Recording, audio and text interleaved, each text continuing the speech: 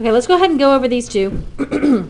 On the first one, the given information, and this sometimes happens, y'all, these two are a really good example of using the given information, because sometimes when you have two things in the given, they go in the same spot, and sometimes they go in two different spots. And there's not like a when to do which. It's a personal preference, or if you're looking at somebody else's proof that they've done, you just go with whatever they did. So there's not like a rule you always put them together if it's this, and you separate them if it's this, nothing like that. Okay? So this one, both pieces of given information are together in one step. And so I'm going to say what over here? What letter? C for given, right?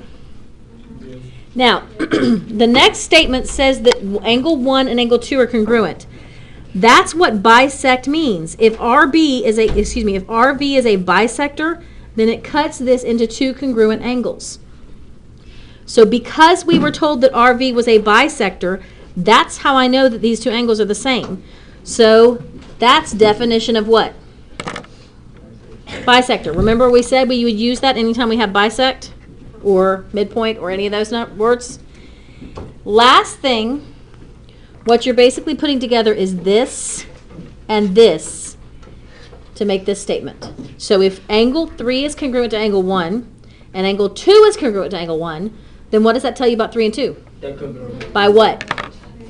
Good, transitive property. So that last one is transitive property. Questions about that one? All right, on the bottom one, this time they had two different pieces of given information, but they chose to put them in two different steps, and that's fine.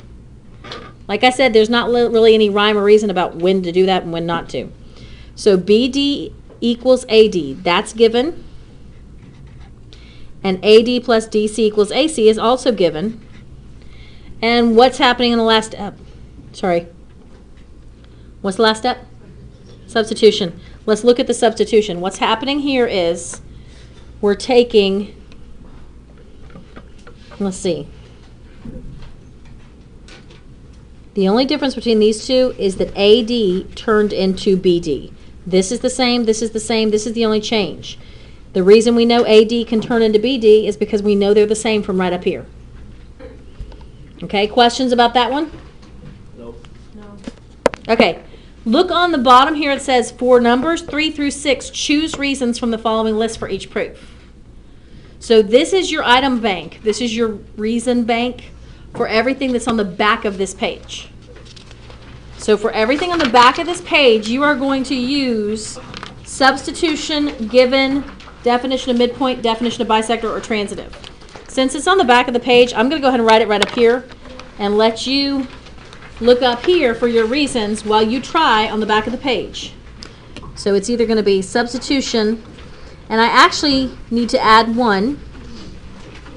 There is one, listen please, and I do want you to write these out. Don't use letters on these, please.